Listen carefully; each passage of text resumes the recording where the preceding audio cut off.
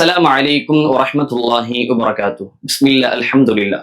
இணையத்திற்குரிய அல்லாஹ்வின் நல்லடியார்களே, நம்முடைய இந்த முஸ்லிம் உம்மத்திலே முஸ்லிம் என்கின்ற பெயரை தாங்கி வலம் வரக்கூடிய ஷியாக்களில் ஒரு பிரிவினர் சில சஹாபாக்களினுடைய பெயர்களை கேட்டாலே லஅனத்துல்லாஹ், அல்லாஹுவின் சாபம் அவர்கள் மீது உண்டாகட்டும் என்று சொல்லக்கூடிய ஒரு அவல நிலையை நம்மால் பார்க்க முடியும்.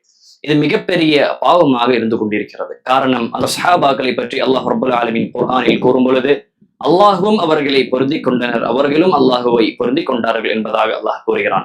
மேலும் நபிவர்கள் கூறினார்கள், லா தசுப்பு அஸ்ஹாபி, நீங்கள் என்னுடைய தோழர்களை நீங்கள் ஏசாதீர்கள், நீங்கள் திட்டாதீர்கள். ஃபலவ் அன் அஹதக்கும் அன்ஃபக மிஸ்ல உஹுதின் ذهبا ما بلغ مد احدهم ولا نصيفا, உங்களில் ஒருவர் உஹது மலையளவிற்கு தங்கத்தை தியானம் செய்தாலும் மா பலக முத்த அஹதிஹிம் வலா நசீஃபா, சஹாபாக்கள் செய்த ஒரு பிடி அளவிற்கு கூட அது சமமாகாது, இல்லை அதில் பாதி கூட சமமாகாது என்பதாக நபி அவர்கள் கூறியதை நம்மால் பார்க்க முடிகிறது. நினைத்திற்குரியவர்கள், அந்த சஹாபாக்களை நாம் திட்டக்கூடாது, ஏசக்கூடாது.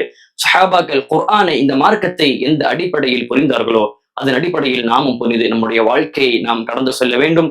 அல்லாஹ் அருள் புரியட்டும். அஸ்ஸலாமு அலைக்கும் வரஹ்மத்துல்லாஹி வபரகாத்துஹு.